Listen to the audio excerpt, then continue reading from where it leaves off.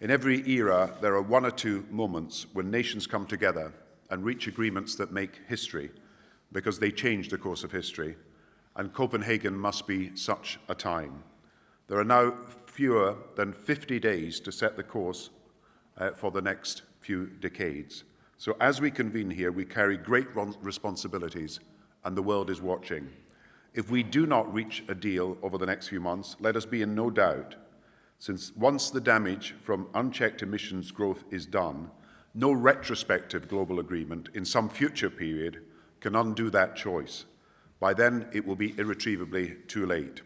So we should never allow ourselves to lose sight of the catastrophe we face if present warming trends continue. Only last week, we saw new evidence of the rapid loss of Arctic sea ice.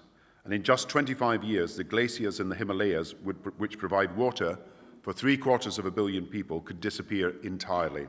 If the international community does nothing to assist the rainforest nations in protecting the world's rainforests, the damage not just to climate, but to biodiversity, to watersheds, and to the livelihoods of millions of people will, as you know here, be incalculable.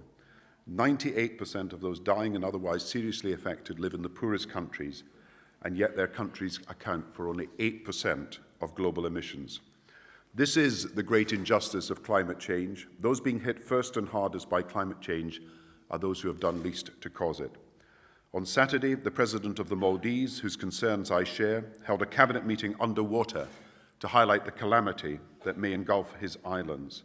In the South Pacific nation of Kiribati, President Tong has requested international aid to evacuate his people before their land quite literally disappears. But the threat, as you know, is not confined to the developing world. The extraordinary summer heatwave of 2003 in Europe resulted in 35,000 extra deaths. On current trends, such an event could become quite routine in Britain in just a few decades' time. And within the lifetime of our children and grandchildren, the intense temperatures of 2003 could become the average temperatures experienced throughout much of Europe. In Britain, we face the prospect of more frequent droughts and a rising wave of floods.